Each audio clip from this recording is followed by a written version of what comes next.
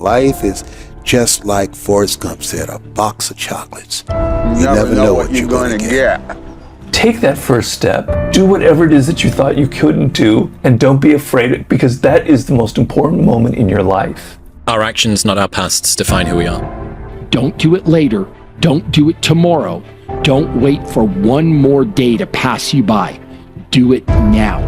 You can get through to doing things that you hate to do. On the other side is greatness. That's what people understand.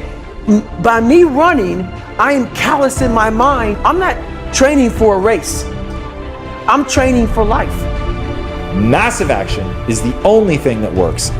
One of the things you have to understand about life is everything changes and everything ends. You're wasting your life and you're noticing it, and that you're making yourself much less than you could be, and that you're making things around you worse for everyone else. And let me say it one more time. If you will change, everything will change for you. You'll never be the same. You'll keep growing. As you look back on a few months, look back on a few years, you won't believe the progress you can make. Don't waste your time. Do you know that everybody alive gets exactly the same amount of time we get all there is? It's what we do with it that makes a difference.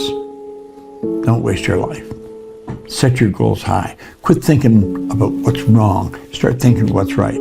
You trying to convince me or anybody else that you want to get it when you partying all week. As soon as you get any kind of money, you buying a bunch of shit that you really can't afford. It's time to stay focused. It's time to decide clubs, partying, trying to fit in and socialize, rub elbows with everybody so people can stop calling you weird. If I can start the hardest training in the world, broken, and graduate, so my mind fed off of that. You are now, from the weakest man, you are now the hardest man to ever live. If you can do this. If you can do this. Life is one big mind game. Yeah. And you're playing it with yourself. Is it true? I don't care. It got me through the hardest training, starting out broken. Where most people quit, I had just started. If you see that you have an empty calendar, most people assume that if someone asks you for that time, it's therefore theirs. And it's only not theirs when someone else has claimed it, which means that your time only belongs to other people. And then you're surprised by the fact that your investment of time has yielded nothing for you when you've given the only and most valuable asset that you have to everyone else, who often give a very poor return on it for you. When the life conditions change, your blueprint has to change with it. Either, like, if you're not happy, you either have to change your life or change your blueprint, your expectations. Like when you say something to the extent of, not you, but just a person, I'll get to it tomorrow. I'm like, who promised you that? Right? I'll get to it a month from now. I'm like, who promised you that? Right? Because life changes so quick.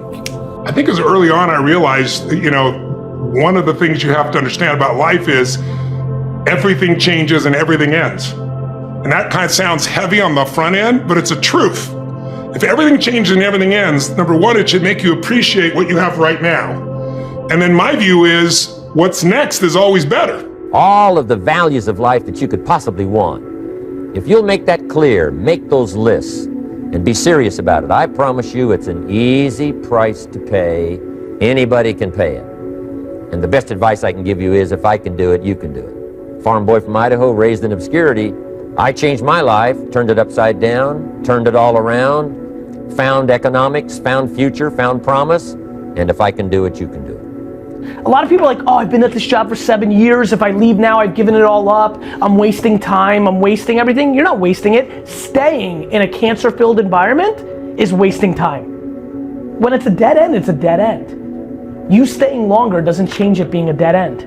Massive action is the only thing that works. So if you're thinking about positive things, all the things that you want to make come true, all of that, and it's forcing you to take massive action, you're going out and you're executing, you believe that you can do it, you focus on that you can do it, and then you actually learn the skills acquired, and go and execute, then that's fucking amazing. When you work, and you actually are working. You're writing the emails that you need to write. You're preparing for the podcast. You're doing that work that you know is not short work. This is going to take me 2 hours. It's going to take me 4 hours. When you get to the end of that and you're like, man, I'm kicked. I earned my shower today. I think the difference is that at that point, you grab a bottle of water, and then you look at your to-do list at the next large thing and say, great, let's start on this. Most people go through life living the lie that has been told about them. And we are encouraged, be ye not conformed to this world, be ye transformed by the renewing of your mind. Work constantly to renew your mind, to expand your vision of yourself, to hold a vision of yourself, living in the future, living a life of contribution. He said, I'll give you all your eyes can see. Greater is he that is in you than he that's in the world. There's something in you that's greater than your circumstances. There's something in you that's greater than the adversities that you're facing. With dwelling and doubting, and again, self-doubt comes lack of activity, and lack of activity produces no results. Then you question your abilities. Then you say, I don't know if I can really do this, and why am I putting myself through this? And then you quit. And when you take that mindset and you learn to flip that around, that's what made me powerful. And my body followed. I'm at that point where life has come to me and I had that feeling of I've arrived. I now know my life, for what I know it to be, is over.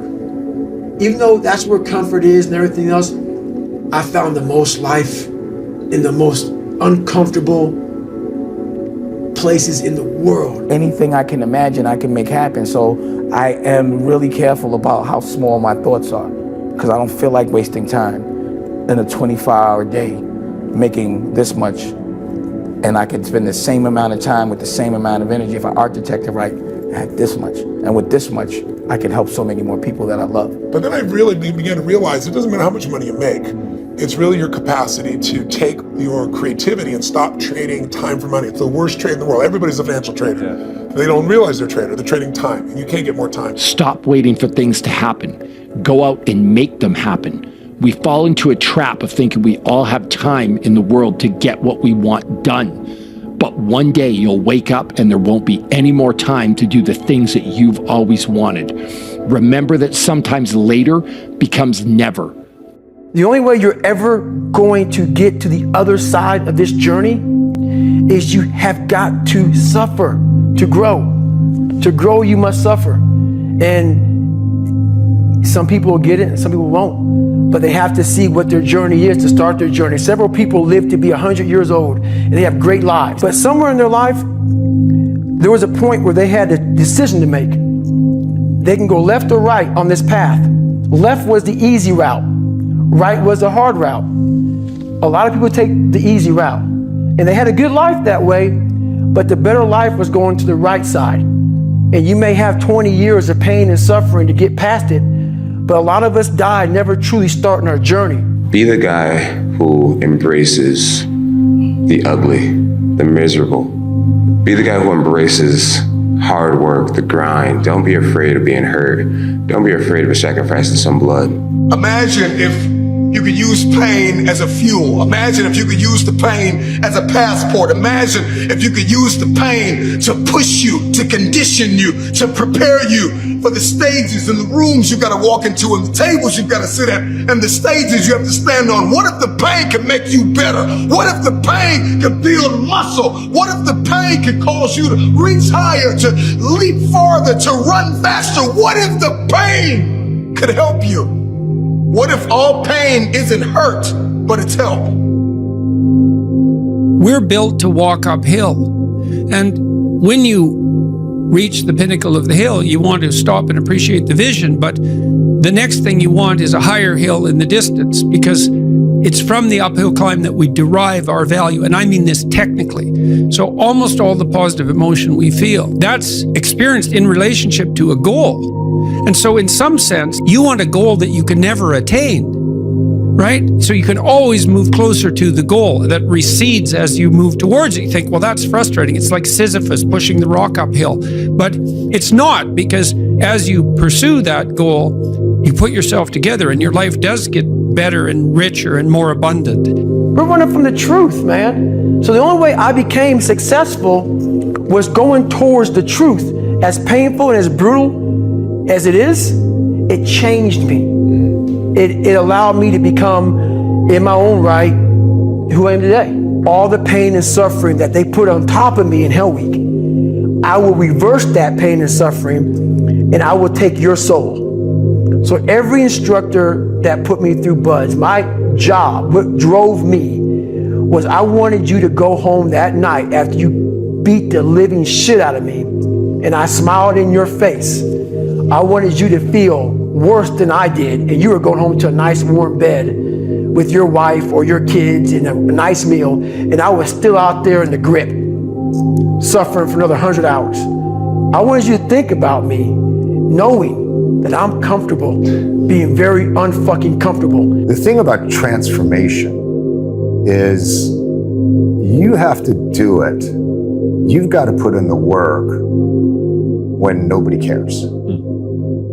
You know, nobody cared if I practiced. Nobody cared if I worked out. I didn't have parents who are like, hey, you know, Dan, you got to go to the gym. Oh, hey, Dan, you know, go out and run some sprints. Nobody cared. If you want to transform, you have to do the work if nobody cares. There's only one person who has to care, and that's you. You've got to care. You've got to want it. And the reason I think is different for everybody to want it. Some comes out of pain. Some comes out of, you know, I want to prove somebody wrong. And then I think some people just have that switch inside. The mall talk shit.